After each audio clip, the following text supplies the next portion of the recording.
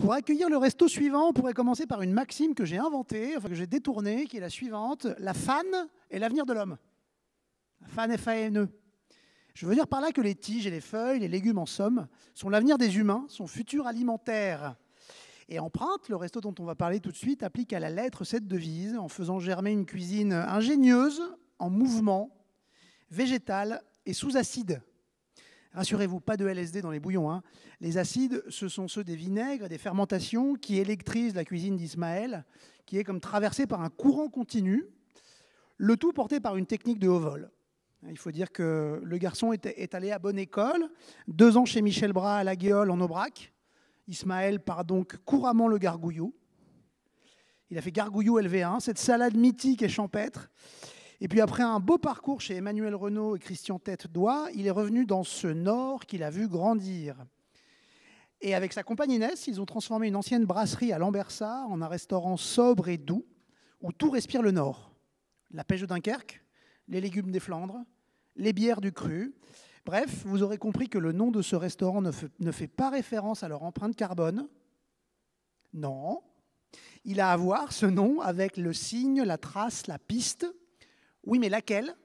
C'est la question qu'on va leur poser, mesdames et messieurs, Ismaël et Inès Guerre-Janton. Pa. Il y a du gros fan au premier rang. Il y a du fan club lourd devant là. Bien joué, voilà, franchement bien joué, vieille technique. Moi j'ai fait pareil avec les gens qui rient à mes blagues dans le public, c'est que des membres de la famille ou des amis. Ouais, ça fait plaisir. On n'est jamais mieux servi que par soi-même. On est heureux de vous avoir. Pareil. Merci. On va parler de trucs qui m'ont soufflé quand j'ai mangé chez vous il y a quelques semaines. Ouais. Mais d'abord je voulais vous poser cette question que je posais en intro. Empreinte, mais empreinte de quoi? C'est un peu une question à la Augustin Trapenard un peu. Inès, c'est celle qui en parle le mieux, donc on va la laisser. Inès, empreinte de quoi? Alors, empreinte de quoi? Empreinte des passionnés, en fait. On est parti, on a fait l'état des lieux et tout ce qu'on voulait, c'était transmettre l'empreinte de chacun dans notre empreinte. Et du coup, le travail de chaque passionné ne fait pas juste les choses bien, il fait les choses toujours mieux, toujours plus loin. Il y en a déjà qui en ont parlé ce matin. Et va toujours laisser sa signature, son empreinte dans ce qu'il fait. Voilà, on a découlé empreinte. Et surtout, quand vous venez chez nous, on espère toujours vous laisser une empreinte indélébile de votre passage. Joli. Voilà. Donc effectivement, c'est l'empreinte que tu laisses aussi chez les clients. C'est aussi une marque de fabrique, une sorte de signature, de sceau singulier. On verra que la cuisine est éminemment singulière dans ce restaurant qui est, je le disais en intro, sobre et doux. Donc, où tout semble organique, équilibré. Alors, vous me dites si je me trompe, mais le chêne brut travaillé, je crois, par ton père. C'est vrai, c'est une légende, ça. C'est la légende de l'ancien. On a travaillé à l'ouverture, justement, avec des choses fait maison. Ouais. Donc, les arbres de notre propriété, en fait, qu'on a taillés avec mon père à la tronçonneuse, puis poncés, puis lustrés, pour avoir des supports, voilà, des choses organiques, des choses qui sortent un peu de l'ordinaire et du quotidien. Voilà. Et puis fait par vos soins et par vos mains. Oui. Voilà, on aime beaucoup les choses comme ça. Les céramiques artisanales, évidemment, sont choisies. Bien évidemment, une artiste absolument incroyable du côté de Quesnoy-sur-Deux, donc c'est à un quart d'heure de l'établissement. Okay. Et on a rencontré Véronique Guermont-Pré qui nous a créé toute la gamme pour l'établissement pendant 1 an en aller-retour. Il y a eu pas mal de réflexions. On pourrait parler de chaque détail du restaurant qui est choisi, qui est une sorte d'élément cohérent dans un ensemble. On pourrait parler des couteaux et on va surtout parler du pain. Ah oui. Le pain, c'est le pain d'une star locale, Monsieur Pitman à Lambersart, un boulanger. Ouais, c'est une vraie rencontre. C'est un pain sur lequel on a travaillé. C'est déjà une version 3, 4.0 de ce pain. On a fait plusieurs pains ensemble, on travaille ensemble, on échange. Et c'est surtout une belle rencontre, une rencontre de quelqu'un qui est passionné, qui aime son métier, qui est vivant. Et qui est littéralement à côté de chez vous. Enfin, c'est votre voisin, quoi. Ah oui, qui est à là, c'est le kilomètre zéro, c'est-à-dire au sens propre. Alors moi, je dois vous faire un aveu aussi. C'est que j'ai mangé chez vous une première fois, vous le savez, à l'ouverture. Ça devait être en 2018, je pense. Ouais. Un truc comme ça, non? On a ouvert en 2016, mais oui, ça devait être au début. Puis j'ai remangé à nouveau il y a quelques semaines, et je dois vous avouer que je n'ai pas tout à fait reconnu votre cuisine. C'est-à-dire que s'il y avait déjà les marqueurs de votre style en 16 ou 17, bien sûr, quelques années plus tard, j'ai quand même eu l'impression qu'il y avait une lumière nouvelle dans les assiettes. Et je crois que vous m'avez dit, mais vous me dites si je me trompe, que c'est parce que vous avez une espèce de révélation, je crois, à la faveur du confinement, c'est celle de la fermentation. Exactement. Et vraiment, je ne me souvenais pas tellement d'avoir mangé des choses faire manger en 2016. Et là, d'un coup, la fermentation, ça semble faire tellement corps avec votre cuisine qu'on se dit qu'il y a une espèce de rencontre qui relevait de la nécessité. Ça existe comme ça, les révélations, les épiphanies pour un cuisinier? Peut-être. C'est aussi, on a une cuisine d'audace ou une cuisine où on va aller chercher la singularité des choses. On va aller aussi dans la profondeur des goûts. Et cette fermentation, ça nous permet d'avoir une nouvelle palette aromatique aussi qui vient compléter justement les différents sens qu'on peut exprimer dans la cuisine. Et ça va vraiment amener justement de la profondeur à cette cuisine. On a aussi un gros travail sur ces fermentations en fonction des années, en fonction du temps de fermentation, du dosage de la fermentation. On va aller chercher des acides différents, des puissances aussi différentes. Et voilà, c'est ça qui vient ponctuer aujourd'hui notre cuisine un petit peu sur le long du menu. Alors vous avez prêté serment au ferment, si je puis me permettre, mais pas que, hein, c'est pas que de la fermentation. D'ailleurs, les bouchées ont commencé à circuler dans la salle et on va goûter un truc qui, moi, m'a soufflé quand je l'ai goûté, quand je l'ai vu. Parce que c'est audacieux, parce que c'est intelligent, parce que c'est absolument inattendu. C'est ce que vous appelez le cacao du Nord. Exactement. Ici, servi sur du tofu, je crois. Non, finalement, on a changé un peu le... Ok, très bien. On aime un peu prendre pas de problème. changer un peu au dernier moment. Donc on aime improviser, vous savez, ici. Voilà. Ouais.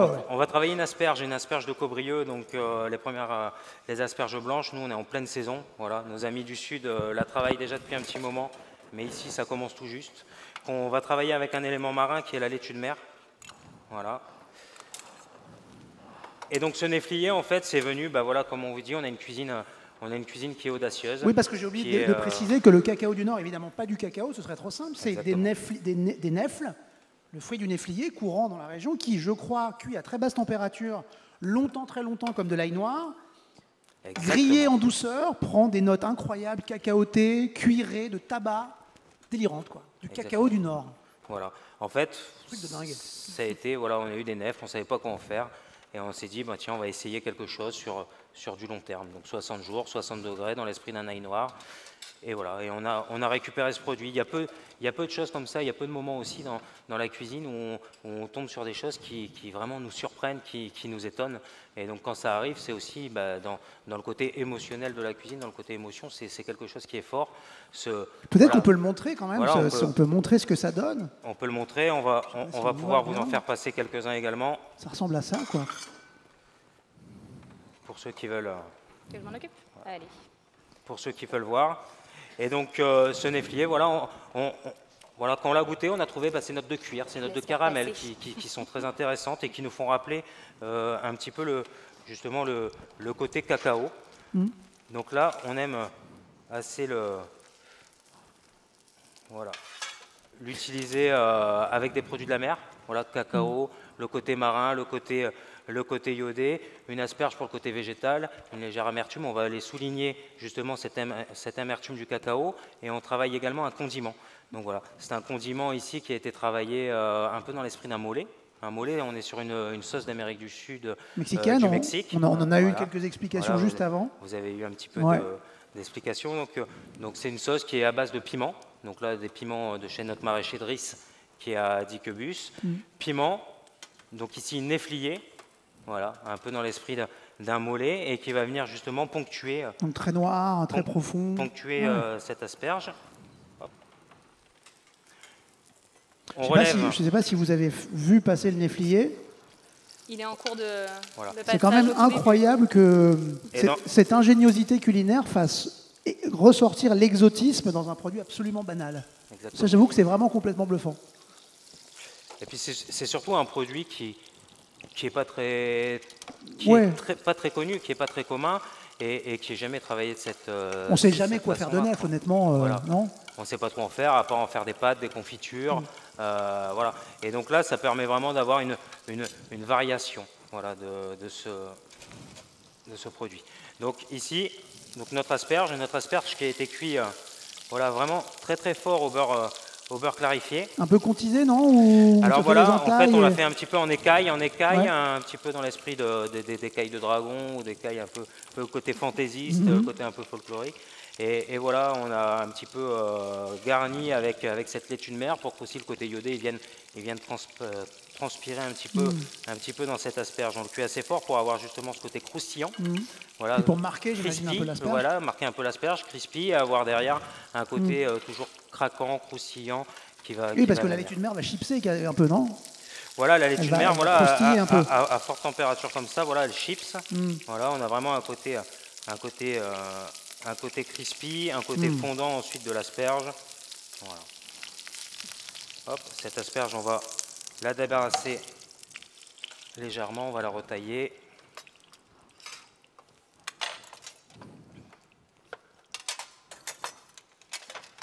Voilà. Donc pour une dégustation parfaite, il faudra la repasser 1 ou 2 minutes au four. Voilà. Pourquoi lui donner un peu plus de tendreté, peut-être? Voilà, pour juste que la chaleur elle commence vraiment légèrement à pénétrer à l'intérieur et qu'on ait quand même une déclinaison un petit peu au niveau de la texture. Le croustillant, le croquant, le fondant. Et ici, on vient ajouter une petite pointe d'acidité avec ces têtes d'asperges qui ont été juste déclinées avec un léger pickles. Voilà. Pour rafraîchir un peu le mollet aussi, non? Exactement. Cette poudre de laitue de mer qui a juste été déshydratée. Et ensuite, on vient finir donc avec notre petite trouvaille et le néflier qu'on vient râper. Ça, c'est incroyable. Et même, vous voyez visuellement, on cette a couleur rouille et on a vraiment un côté presque copeaux de chocolat, cacaoté qui est assez impressionnant. Et voilà. Et ça, c'est notre Ismaël, l'as des asperges. Une première assiette. Voilà. Bravo. Une première assiette veut dire une seconde assiette. Veut dire une seconde assiette, exactement. Donc seconde assiette où on va travailler... Ça, excuse-moi Ismaël, les gens vont pouvoir le goûter? C'est justement, je crois, si je ne dis pas de bêtises, que c'est ce qui est passé... C'est ce qui est passé déjà, bien sûr. Et c'était bon? Un peu d'enthousiasme quand même. Bravo au public. Il est chaud le public ou Non, je plaisante. C'est la digestion là, c'est l'heure de l'assiette. Ouais, j'ai l'impression que la digestion est un petit peu difficile. Donc ensuite, on va jouer, comme on a parlé de la place de la fermentation dans la cuisine. On va en reparler. Dans ma cuisine, justement, on va travailler une recette. Voilà, notre cuisine, elle est sur la fermentation, mais également sur le végétal. On va vraiment travailler le côté végétal, le côté cueillette, le côté instant aussi. Voilà, il y a des choses qui apparaissent dans la nature, qui sont là un petit peu, certaines qu'on peut prolonger dans le temps, grâce à différentes techniques, que ce soit les fermentations, les vinaigres, voilà. D'autres qu'on va utiliser juste sur le moment. Donc ici, on va travailler des crônes. Voilà. Il y a 2 types de crônes. On est sur la fin de la saison des crônes, donc on a les crônes de cette année, et également les crônes de l'année dernière, qui ont été fermentés. Voilà. Donc les crônes de cette année, on va travailler différentes façons. Les crônes de cette année, on les a cuits en papillotes, voilà, dans de la glycine. Voilà. La fleur de glycine, pour avoir un côté très très aromatique. Pour amener un petit côté gras, pour balancer justement avec ce côté floral, on a travaillé du sanglier. Du sanglier qu'on a travaillé en charcuterie. Voilà, on a des amis chasseurs qui nous ont ramené des bêtes qu'on a travaillé. On a fait notre charcuterie maison de sanglier, et donc on a cuit cette papillote. On va vous faire justement tourner cette papillote pour pouvoir goûter un petit peu de crône aussi. Et donc là, on fait un petit montage. Donc on fait un petit montage avec ces crônes qui ont été cuits en papillote, qu'on va cuire à la poêle. La glycine, tu parlais de glycine, c'est la saison là. Enfin, elles sont belles les glycines là en ce moment. On les voit. C'est très court. 1 semaine et demie, 2 semaines. Exubérantes, mais déjà elles commencent à faner là. Exactement. Ouais. Donc très très court. Et donc ces glycines, voilà, qu'on peut voir ici. Ouais. Donc j'ai la chance d'en avoir un petit peu à la maison de mes parents, donc de leur faire des commandes de glycine temps et autres. Donc ici on a un jus de sanglier, donc nos crônes qui ont été cuits, on va les faire juste rôtir. Ah ouais, c'est tempête sous un crône. Avec du jus. Ce jus, voilà, par la chaleur, va croustiller, va nous amener aussi un petit côté montage. Je l'ouvre, je m'en occupe. On va pouvoir... Et ces crônes, tu les as donc fermentés avant, hein, c'est ça? Alors il y a 2 types. Il y a les crônes ici, vous voyez. Hop, ici c'est à goûter. Donc c'est ce qu'on va faire déguster. Vous pouvez sentir cette odeur aussi. On a le côté fermentation, allez-y. On a le côté, glycine, côté noiseté du crône qui est exactement. On va aller concentrer ça. Donc ça, on va vous le faire passer pour pouvoir déguster. Je ne sais pas si vous savez ce que c'est qu'un crône d'ailleurs, parce que c'est pas un légume qui est si fréquent que ça, mais on va peut-être le montrer, si la caméra peut le montrer. Ça ressemble à une espèce de grosse limace. Et c'est une grosse limace délicieuse. Cela fermenté. Exactement, cela c'est fermenté. Donc on va vraiment concentrer le côté aromatique. On a aussi ce côté croquant qui va être super intéressant. Alors Ismaël, la fermentation, parlons-en un peu plus, parce que c'est la technique culinaire du moment. Tout le monde en parle. Hein. Vous savez d'ailleurs que le guide de la fermentation du grand restaurant danois Noma est un best-seller. Il y a un article dans le Fooding. Sur notre table de chevet. Sur votre table de chevet, voilà. Bien sûr. Quelles sont les vertus de la fermentation pour un cuisinier? Les vertus, c'est-à-dire au niveau... Au niveau de, par exemple, la conservation, la réduction du gaspillage. Voilà, on a subi une époque ici où on a eu les restaurants fermés. Il a fallu continuer justement dans cette période aussi à faire travailler les gens avec qui on collabore au quotidien, que ce soit nos producteurs. Voilà. Et donc c'est ainsi aussi qu'on s'est lancé dans cette... nous, en tout cas, à Empreinte, qu'on s'est lancé dans cette démarche et qu'on a commencé justement c'est une espèce d'effet paradoxalement bénéfique du confinement, quoi. Vous avez eu le temps d'essayer, de mettre en bocal, c'est des métiers où on a rarement le temps de prendre du recul. Et donc là, ça permet vraiment de souffler, de prendre un peu de recul. Ça paraît difficile à penser, mais il y a eu un effet bénéfique d'une certaine manière aussi. Alors, la fermentation, si on essaye de peut-être poétiser un peu les choses, ça permet aussi de chambouler le temps et la saisonnalité. Le temps agricole, le temps alimentaire, en mettant sous cloche, par exemple, des tomates, ce qui fait qu'on peut manger des tomates en hiver. Exactement. Quand on fermente. On en a fait d'ailleurs cet hiver sur une de nos cartes. Et donc ça, c'est un légume qui rapidement périssable, s'inscrit du coup dans un temps de dégradation qui est ralenti, non? C'est une espèce de suspension du temps, ça. C'est aussi quelque chose qui vient... C'est vraiment venu en fait agrandir notre palette aromatique. Autant dans l'assiette, on a gagné, justement quand vous faisiez le parallèle à quand tu es venu en 2016-2017, on reconnaît la signature, on reconnaît la trame, mais c'est comme si aujourd'hui il y avait ce petit truc en plus. Enfin, c'est vraiment une lumière ajoutée, vraiment, un supplément d'âme. Et c'est vraiment grâce à cette fermentation qui du coup nous permet d'avoir cette palette aromatique disponible toute longueur de l'année. Donc bien évidemment, nos produits de l'année, eux, restent ceux disponibles en hiver, les légumes racines, choses comme ça, mais on peut leur donner cette couleur supplémentaire grâce à la fermentation et aux différentes conservations utilisées dans l'établissement. C'est un temps suspendu. C'est Inès qui présente les menus. Qui parle. Mais oui, d'ailleurs, Inès, il faudrait qu'Inès vienne vers la lumière davantage. Recentre-toi. Il y a un peu plus de délicatesse, de douceur quand même. Donc ici, nos crônes, ils ont été grillés. Ici, on peut voir une belle... Voilà, je ne sais pas si on voit sur la caméra, une belle réaction de Maillard avec une belle coloration, une légère amertume qui va venir souligner encore ce côté noisette. Ici, on a fait donc avec notre glycine, on a fait en infusion un joli vinaigre de glycine qui va venir justement casser cette amertume et équilibrer un petit peu les goûts. Tu m'avais parlé d'un hydrolat aussi de glycine? Ouais, alors ça a été une espérance. D'accord.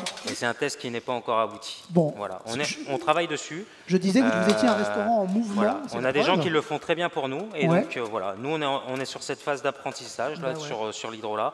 On n'est pas encore arrivé à l'aboutissement. Qu'est-ce que c'est un hydrolat exactement, Ismaël? Un hydrolat, c'est on va aller chercher vraiment les huiles essentielles de la plante. Comme un parfumeur. Voilà, comme un parfumeur. Concentré. Exactement, concentré au maximum. On a une cuisine qui est aussi fort portée sur la concentration. Concentration des goûts, que ce soit par les fermentations, par des réductions. Voilà. On aime cette concentration, ce côté puissant aussi dans la cuisine. Et puis la fermentation, ça consiste aussi à faire ressortir l'acidité comme saveur majeure. La majeure de vos plats, on pourrait dire peut-être que c'est l'acidité, qui est parfois juste présente en filigrane dans certains produits, en sous-jacent, par exemple dans la betterave. J'ai mangé chez vous une betterave qui avait 2 ans. Exactement. Qui était un truc incroyable, avec une betterave plus jeune, un peu de caviar, si je me souviens bien. Oui, c'est ça. Ouais, donc d'un coup, on se retrouve avec une betterave qui a encore son jus structurel, son sucre structurel, mais qui développe des acidités ultra subtiles. C'est ça, c'est vraiment cette longueur. La cuisine nous apprend aussi la patience. On en parlera sur le plat d'après, justement, de la patience. Du temps long. Voilà, du temps long. Ouais. Et voilà. Pour finir ce plat, donc le crône grillé, crône fermenté, le petit vinaigre de glycine, et on vient terminer avec un râpé ici de saucisson de sanglier qui va juste venir amener un côté gras et un côté gourmand. Je n'avais jamais vu personne râper un saucisson de sanglier. C'est une grande première pour moi. Voilà. Faut bien une première à tout. Je peux cocher cette case. Merci pour tout. Bon festival. Au revoir. Waouh. Voilà. Et on peut, voilà. Ah oui, quand même. Floralisons un peu les choses. Floralisons avec 2-3 fleurs de glycine, alors qui, à faible quantité, ne présente pas de danger.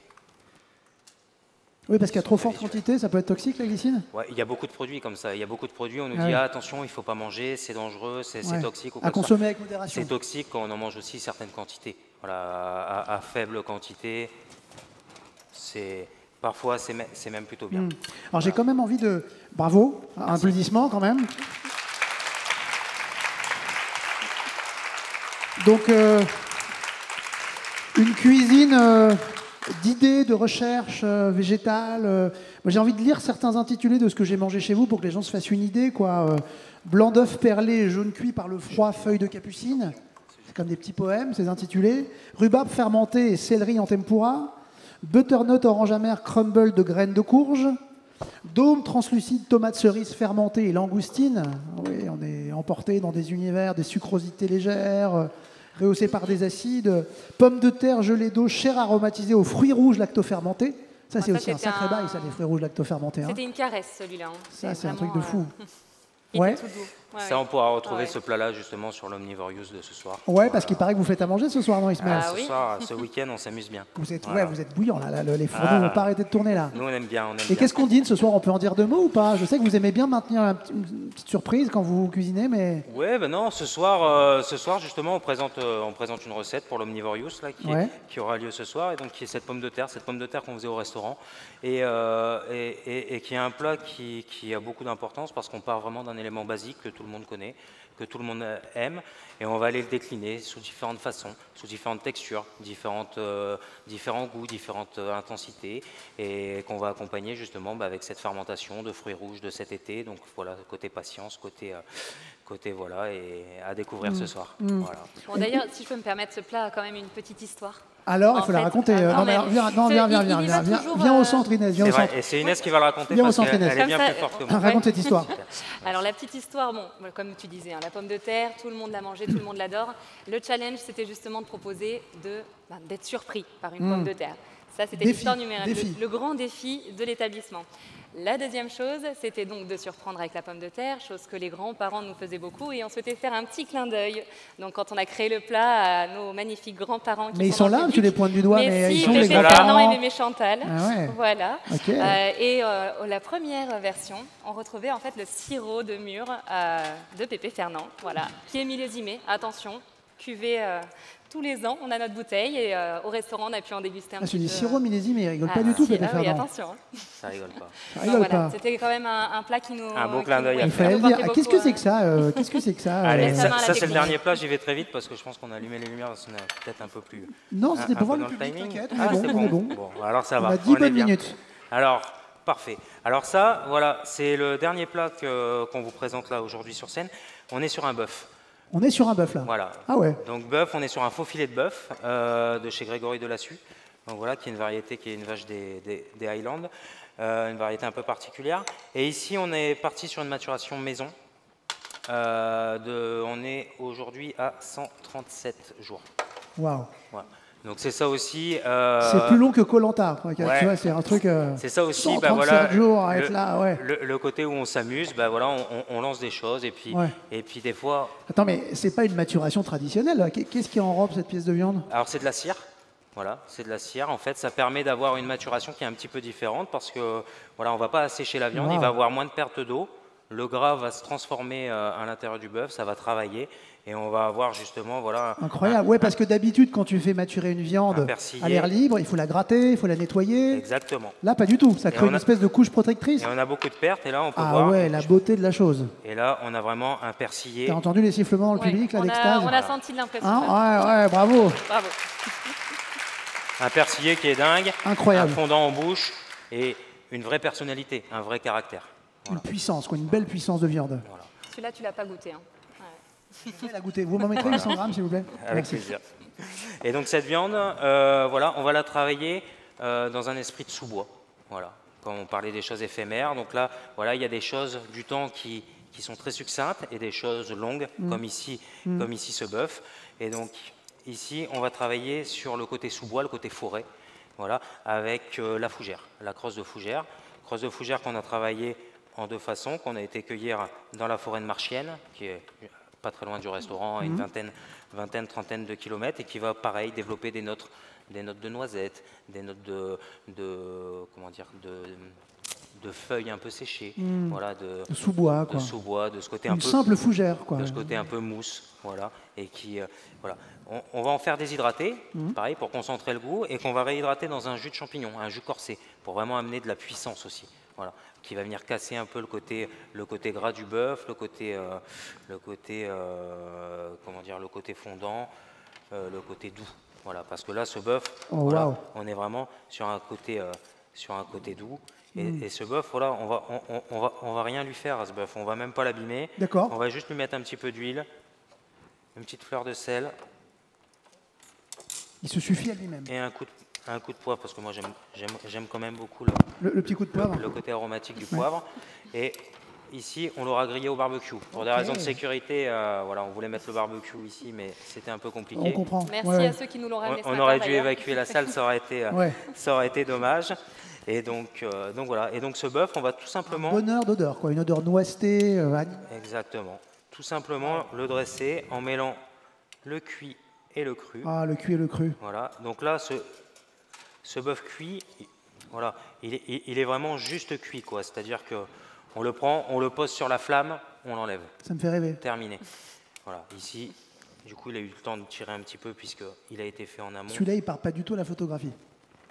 Il reste avec moi, celui-là. Celui-là, il peut rester avec vous avec plaisir.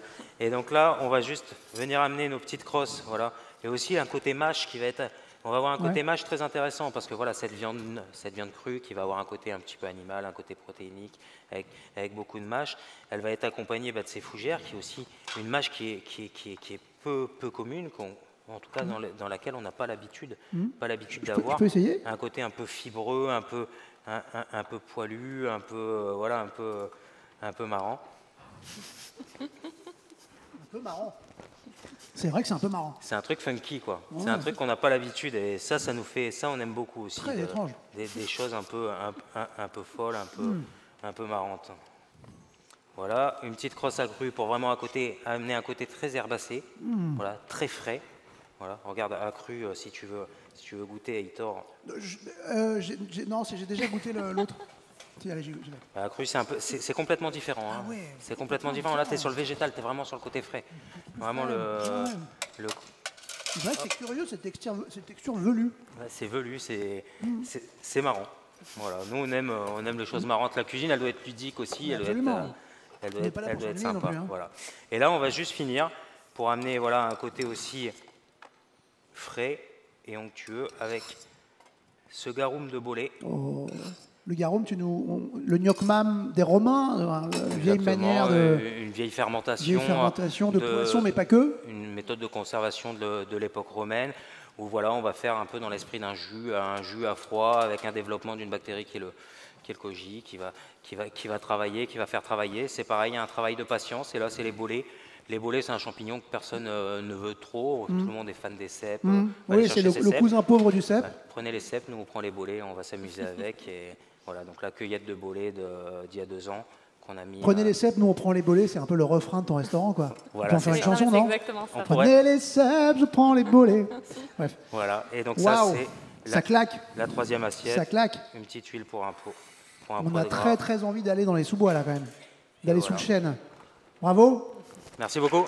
Magnifique. Et juste, je voudrais aussi on applaudisse aussi Ah oui. Allez, les autres membres de l'équipe Empreinte. Salut, Victor. venez au centre, Allez-y. Venez prendre la lumière. Comment vous vous appelez? Bon. Victor. Comment ça se passe le travail à Empreinte? Attention, vous êtes filmé. Hein. Non, c'est magnifique. Vous dites ça parce que les patrons sont à côté. C'est un faillot. Ouais. C'est un faillot. C'est que du plaisir. C'est que du plaisir, quoi. Ouais, parce que vous êtes aussi avec un cuisinier d'une inventivité, quoi, qui a une idée à la minute, j'ai l'impression, non? Pratiquement, on fait des tests tous les jours. C'est vraiment intéressant. mais toujours en mouvement. Parfois, il faut me suivre. C'est Il compliqué. faut te suivre. J'ai l'impression que ça va très vite dans ta tête, dans les fourneaux, sur les mains. C'est un peu freestyle. Mais... C'est ça qui est beau.